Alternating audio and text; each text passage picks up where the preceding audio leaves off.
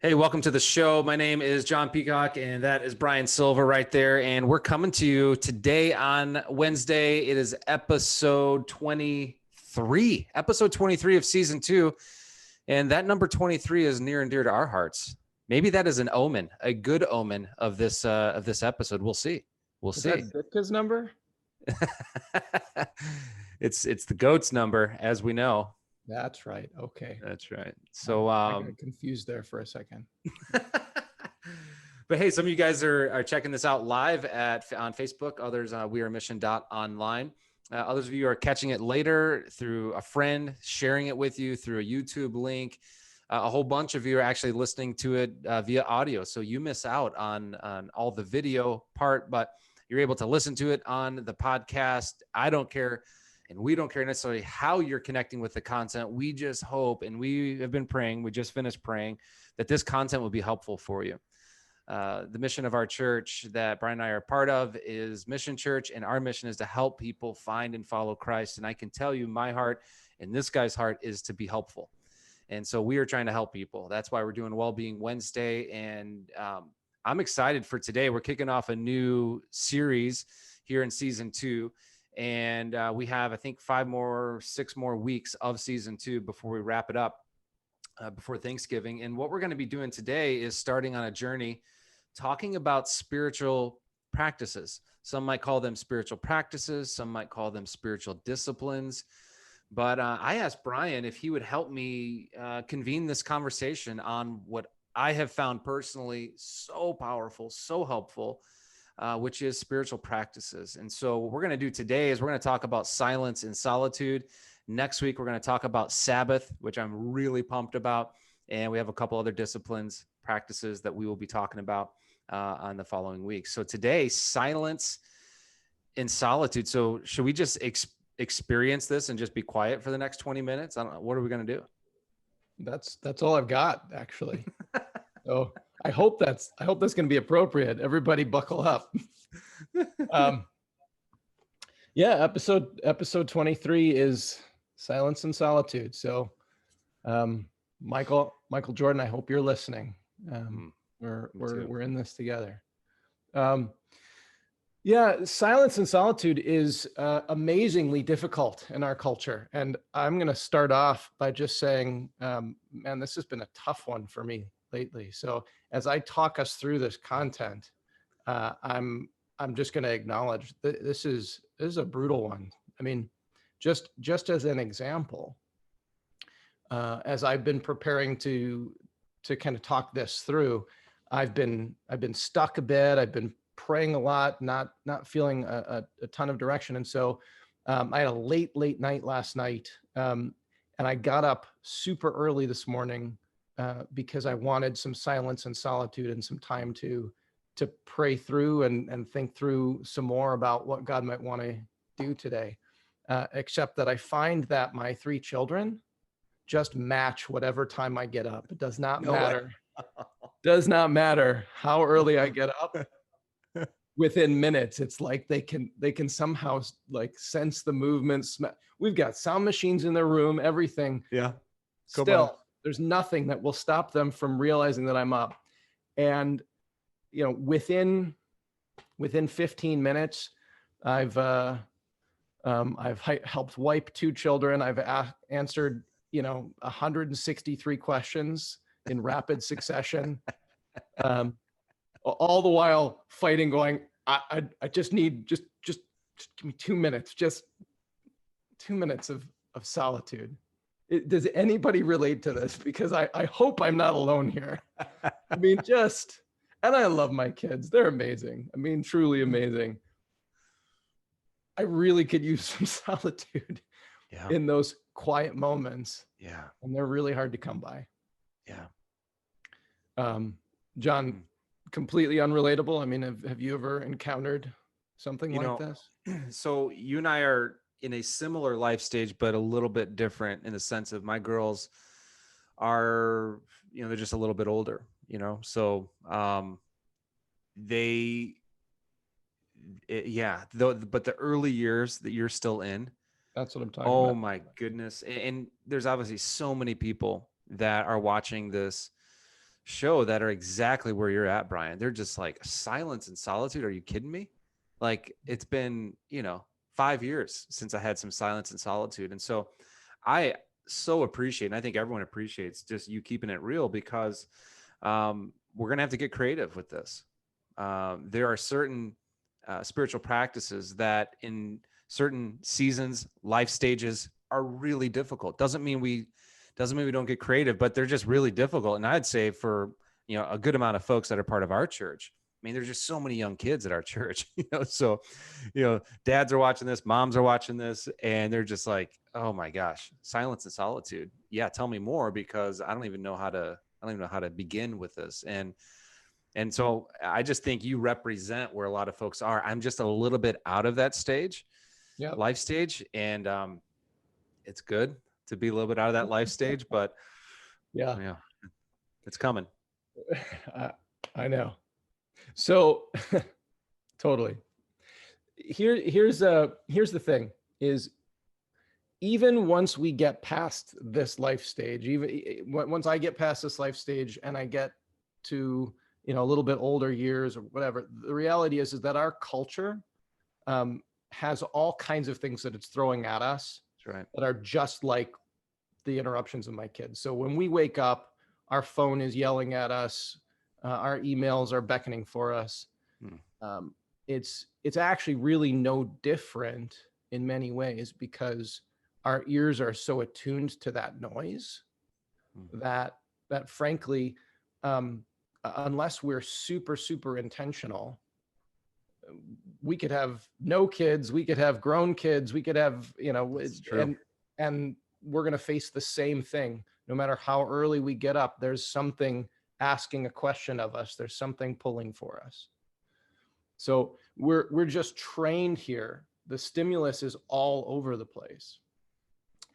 And the solution that we're sold for noise is more noise. That's right. Right? I mean, it's not take a rest. It's not anything like that. There's ads that are calling for us. There's technology that is pulling at us. And the message is, hey, are you stressed? Are you unhappy? Are you in need of rest? Buy this, watch this, play this, eat this, search this, tag this, post this, do this. Right? It's funny. The way that I said that, are you stressed, unhappy, in need of rest? Does that remind you of anything, John? Yeah, it really does. What does it sound like? It sounds like a commercial. Yeah. Contrast that to what Jesus says when he says, "Come to me, you who are weary and burdened, and I will give you rest." Yeah. He doesn't say, "Come to me, and for $19.95 plus shipping and handling, I will provide you with this trinket that will make sure that you get at least 7.3 hours of sleep tonight. And wait, if you purchase now, we'll throw in the Ginsu knives." There's nothing like that with Jesus. He's not selling us anything. He's offering freely himself to us. He's saying, let me infuse myself and my rest into you. But we're bombarded with these messages that if you do this, if you grab this, if you post this, if you buy this, that's where you're going to find your rest. And it's just not true. Noise does not bring rest. No matter how many ways you slice it, no matter how much you want it, it just does not bring rest. Research has been done that shows that daily pockets of silence actually stimulate growth in the hippocampus, which is a part of what controls learning and memory. And so silence is actually critical for this brain development, whereas stress and noise are actually linked to shrinking of the hippocampus. So most of us are probably operating on very small hippocampuses. It's a small campus. It's a very small campus. It's a small campus. Increasingly shrinking campus. That's right. So in this noisy, technology saturated culture, our brains don't have the quiet space necessary to reset and repair from the chaos. The only way we get there is if we intentionally create that space. Mm-hmm. And again, everything is working against us. Like what I experienced this morning, even though it's specific, mine was specifically kid-based, we're encountering that wave of stuff at us all day long from the moment that we wake up. You mentioned, Jon, I think last episode, the social dilemma. Yeah. Yep. And have you checked it out? Yeah, yeah. I haven't seen the whole thing. I think I've probably watched half or 2/3 of it so far. Because you got interrupted. That's right. Right. Exactly. But it's regardless of how much you buy into technology being potentially an issue or anything like that, the reality is there's good stuff about technology. There's some detrimental stuff about technology, but the way that technology is pushed on us is designed to keep us from rest. It's designed to keep us engaged toward a very specific end, and that end does not necessarily have our best interest in mind. No. In fact, most of the time, it's really not about us at all. It's it's about putting money in someone else's pocket or things like that. And so, at any rate, the technology is designed really well to do this. And we live in a crazy busy, multitasking kind of culture. So you put those two things together, and our brains have no idea how to naturally just kind of sit in one place and be. Yeah. I think one of the most important things I heard from that documentary, and I actually heard it first from this book that I want to endorse and highlight that everyone would order and read. This book is called The Ruthless Elimination of Hurry by Pastor John Mark Comer. It is the most important book I've read in 2020. I have given it to a number of people, and I think you need to buy it and read it. He does a phenomenal job talking about, in many ways, the history of speed. How did we get here? Why are things so fast? Why is noise so loud and rest so seemingly obsolete? Why is this happening? And he's really educated on technology. And one of the things that he said in his book, and it was underscored in the documentary, how when it comes to social media, whether it's Facebook, Instagram, pick your platform, we're not the customer, we're the product. I read that line in the book like 10 times. And then the experts in social media talked about it on the documentary, The Social Dilemma, that we're not the customer, we're the product. You're being sold, specifically your attention. And it's all about, and what he talked about in the book too, is how they did a study on attention span and how every year it's getting less and less and less. Whereas we used to have an attention span where we could just lock in on something, whether that's watching something or just being still. And that attention span is just going down and down and down and down, in part because the apps that are being created are literally created to reduce your attention span. So you keep doing this deal right here, because since you're the product, you do this, the more things are going to be sold. And all of a sudden we begin to, I feel like, wake up through great resources like that book or the documentary and just say, wait a second, man, there's got to be a better way. I don't feel okay being the product. And so I'm glad that we're talking about a bunch of this over the next 4 to 5 weeks, because noise is a massive, massive issue. Jesus did not come to give his life so that you and I would live a distracted life. But there's a better way to come to him. All who are weary and heavy laden or heavy burdened, that's everybody. And we need to find rest. And we find that in the way of Jesus. We find that as you and I become disciples, truly, of Jesus. Yeah.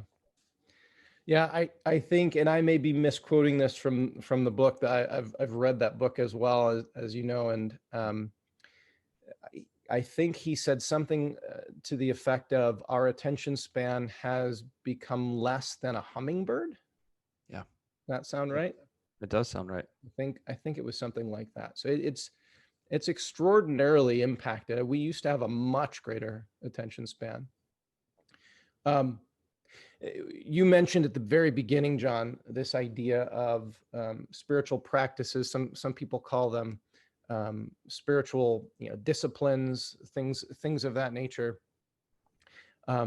Disciplines are things that take work, um, and we're really diligent, disciplined at engaging the noise because that's how we've been trained. We've got a good work ethic around that, but we don't really know how to be still. Jesus does model this. We've talked about this in previous episodes. I think, Jon, you've talked about this multiple times, but the idea that Jesus oftentimes, when he was being asked uh, to come and preach or do miracles or things of that nature, he would say, "We'll get there. I need to go take some time. I need to go take some time of solitude, prayer, to be by myself with God." And um, seems so counterintuitive, right? I mean, everybody's calling for you. Yeah. You can really bring yourself the notoriety. You're God. You came to be God, right? Yes, but he came to be God in a very different way than anybody was anticipating. He came to be God as rescuer and lover and modeler of what it is to connect well with him. Yes. Right. And if all he did was run from place to place, it would not teach us what it is to actually slow down and connect with God. Solitude. We'll talk some more about the spiritual connection with God piece, but solitude is home to meaningful engagement. It's home to thoughtful creativity and wondering. It's home to connection with God and others. Whereas isolation is home to noise and boredom and loneliness. How many times have you thought, "I'm bored," or have you heard somebody else say, "I'm bored"? My kids say it all the time. I'm bored. Well, my response to them is, the Silver family likes boredom. Silver family is good with boredom. Is that what you say? Yeah. I like that. Yeah. What we'll tell the kids is, you know what? Lots of really good creative things happen when you're bored. Wow. Galileo would never have stared up at the stars if he had his phone. That's right. That's so good. So That's so good. So we insist that they enter into boredom, and learn to find the joy of boredom, not by being bored, but by entering into that space of quiet where their brains can settle in and really be unleashed to dream and to create and to wonder. I don't know. I don't remember where I read it, but somebody used the analogy of a snow globe. All the noise is sort of like if you shake up the snow globe and it's all floating around, and quiet is sort of the time and space that's necessary for all that debris to just kind of settle to the bottom, so that you can think with clarity. That's right. So these are just critical things that we're terrible at doing, and they're so necessary, because we're actually losing ourselves in our distractions, and we're getting more depressed, we're getting more anxious, we're becoming more lonely. None of these things are breathing life into us, and we just keep going back to that mirage, thinking that next time I reach toward that, that's going to satisfy. It just won't. There's nothing wrong with, I could really go for a burrito. I'm going to enjoy a burrito today. But if that's the next way, if that's the next thing that I'm going to do to quiet my boredom or my stress, it's a really terrible practice. I'm not actually even enjoying the burrito the way that I could.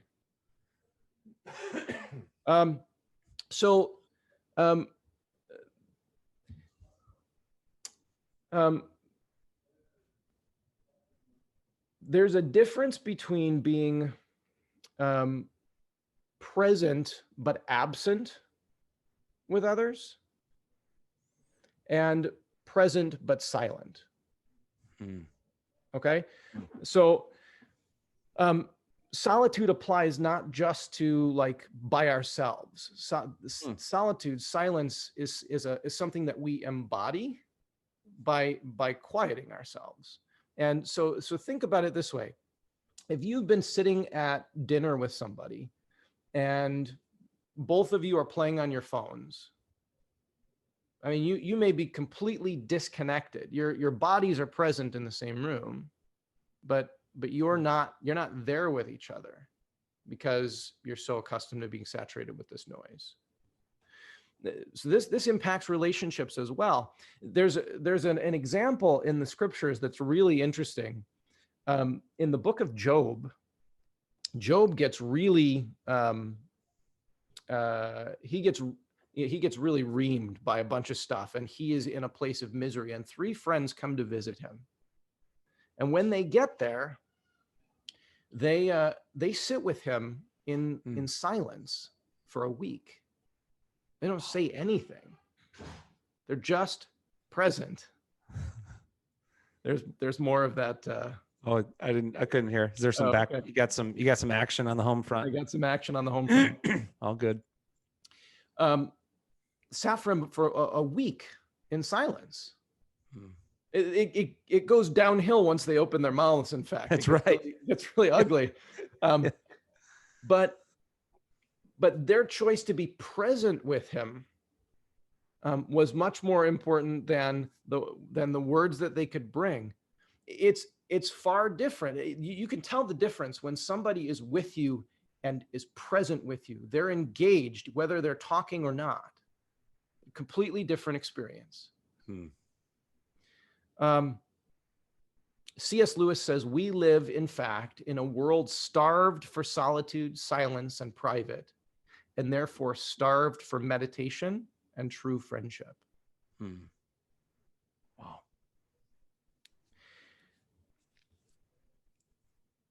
This is not just impacting our time when we're not with people. This is impacting our every moment. This is impacting how present we're able to be in the present moment with other human beings.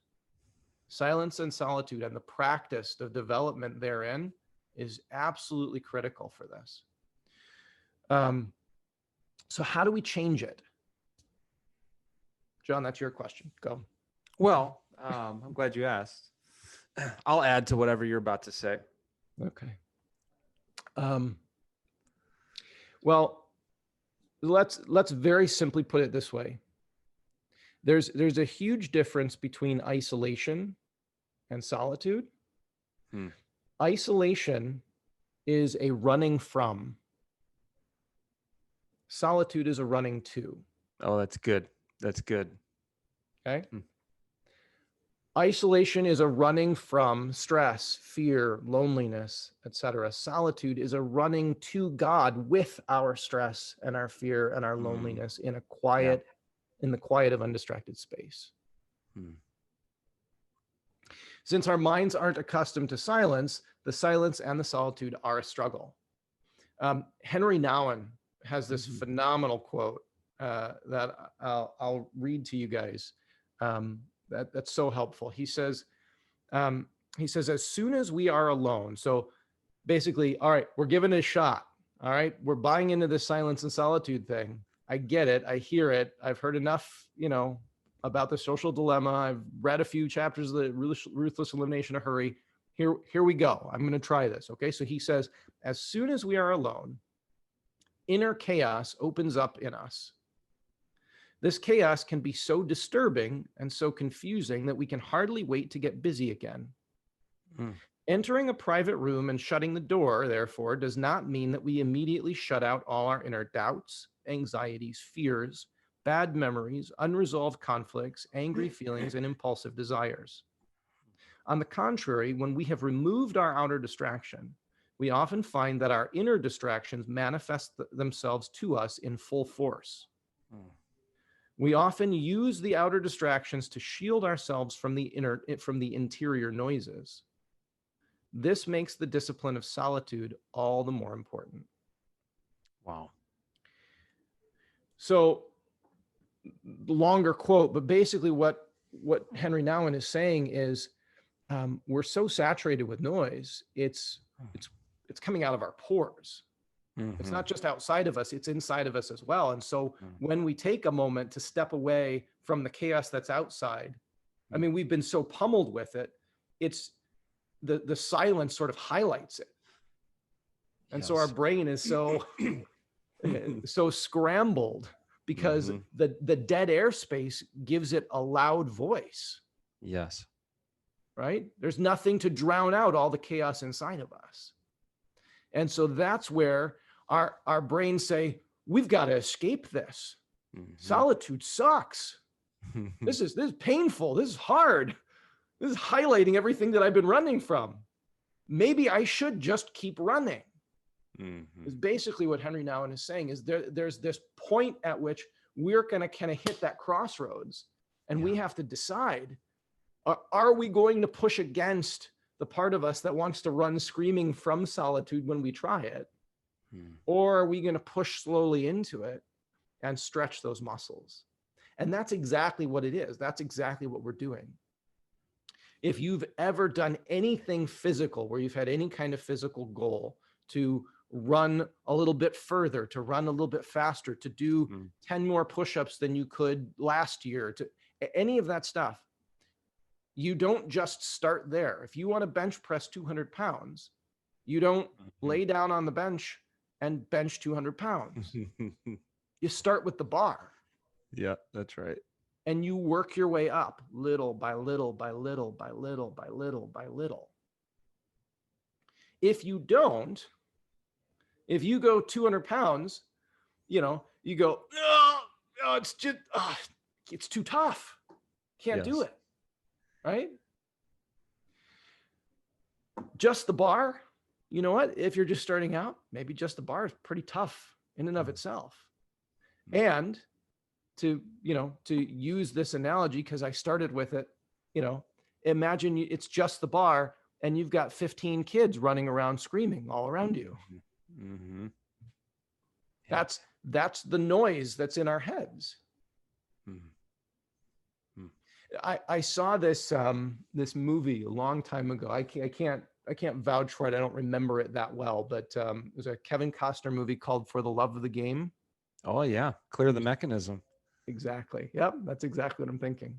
Are you? Oh yeah. Yep. Solid movie. I mean, it was about baseball, so of course it was great.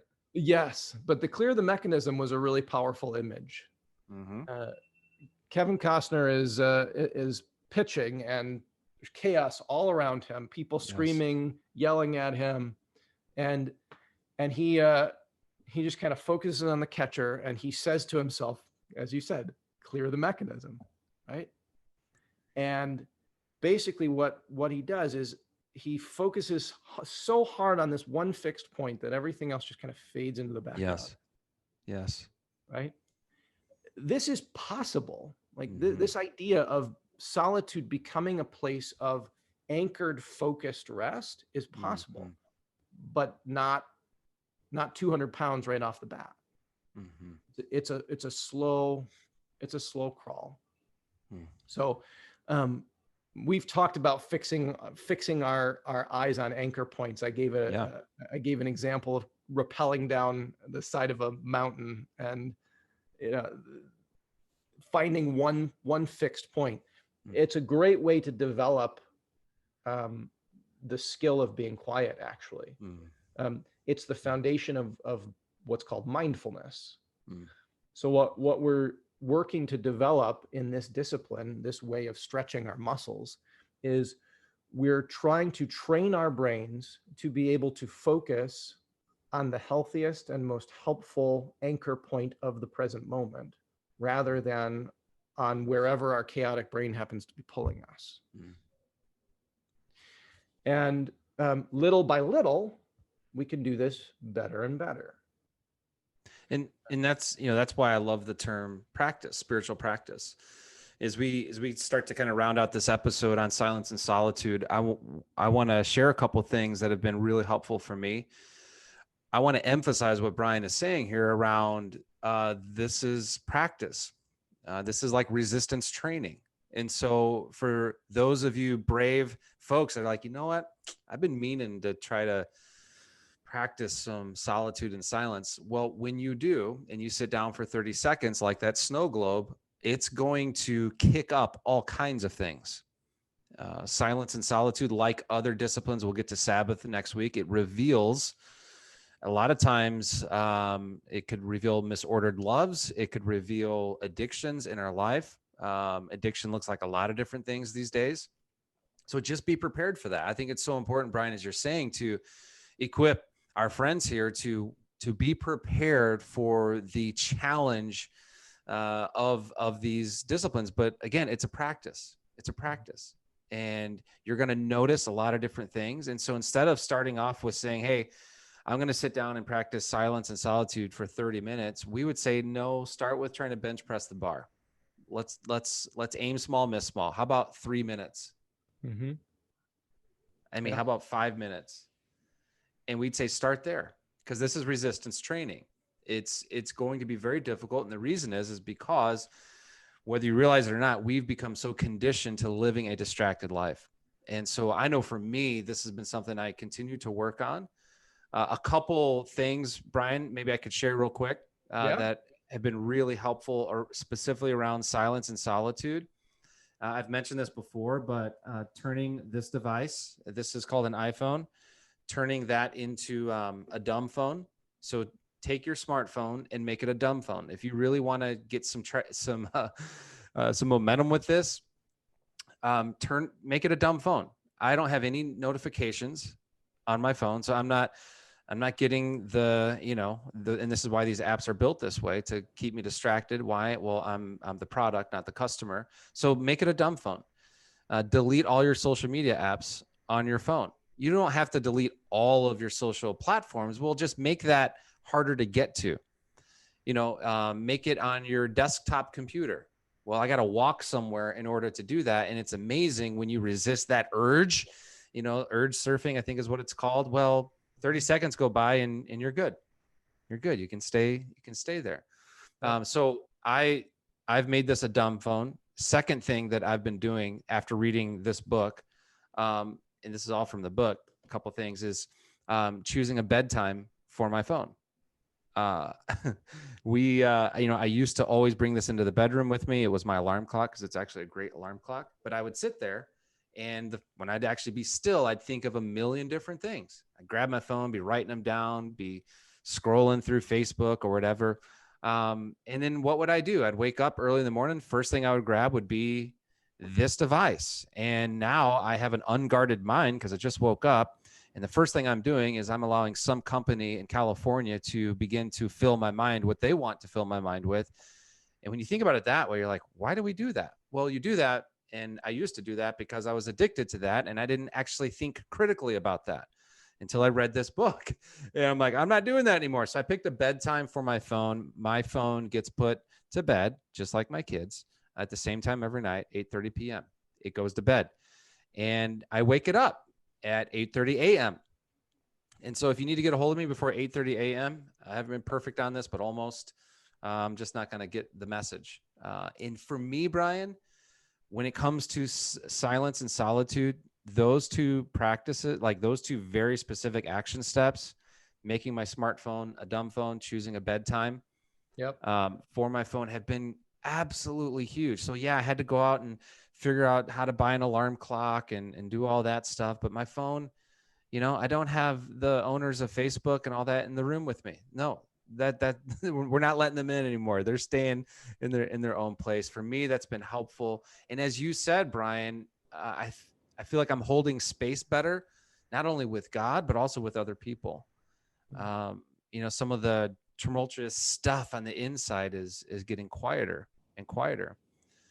And so today we're talking about silence and solitude. So important. Why? We want to equip you. We want to help you live the life that Jesus said is yours in him. Jesus said that he came to give us abundant life, not a distracted life, not a life that is addicted to noise. And man, is this a challenge for us, guys? But there is a way forward, and that is through practicing these spiritual disciplines. Today is all around solitude and silence. Well, bro, this has been great. Next week is Sabbath, which I'm pretty excited about. Yeah. Oh yeah. Sabbath is one of my favorites. So I'm looking forward to talking that through with you guys. It's something, again, season. That's a lot. I got a lot of work to do, but it's something I'm really passionate about. So I'm excited to chat it through. Can I throw out one practical Please do. for silence and solitude this week before we go? I'll be silent. I'll be silent. Go ahead. I'll be solitude. Okay. Oh, sorry. That's not what you meant. So quick little simple practice. 5, 4, 3, 2, 1. Okay. Take a couple minutes, maybe at a mealtime or something like that. Like if you're having breakfast by yourself in the morning, or maybe you're on a lunch break or whatever. Okay. Notice 5 things that you see. Just look around. 5 things you see. 4 things you feel: the breeze against your skin, the pen in your hand, whatever, doesn't matter. 3 things you hear, 2 things you smell, and 1 thing you taste. Ooh. Maybe it's the toothpaste that you just brushed your teeth with. Maybe it's my I have a bean coffee that I'm drinking right now. That's right. Maybe it's I love that. Hey, we will put that in the notes. So if people are writing down feverishly, we'll drop that in the notes right now. That's really good. I've never done that. Yeah. So it's a great little intro. We're looking to quiet ourselves and anchor to focus, a little bit at a time, right? Just the bar. This is a great place to start. This is the bar. Okay. We can build from there. We can do breathing exercises. We can do listening prayers, and we can talk about some of that more in the coming episodes. But let's start with the bar. That's right. Let's just find something to just get things going. Start developing the muscles. So, we'll finish this with this, and you referenced this earlier. So much of our passion around having this conversation are the words of Jesus. Come to me, Jesus said, and he says again, come to me, all who are weary and burdened, and I will give you rest. I'll give you rest for your souls. I love how the Message translation, Bryan, Eugene Peterson, he talked about, he translates that passage, come to me. And he says, I'll show you how to take a real rest. And he says, I will teach you the unforced rhythms of grace. Yeah. And that's what we're talking about today in the coming weeks. What does it look like to learn and practice the unforced rhythms of grace? Thank you so much for tuning in today to Live at 8. Sharing is caring. Let's get the word out. We love you guys. We will see you very soon. Have a great day.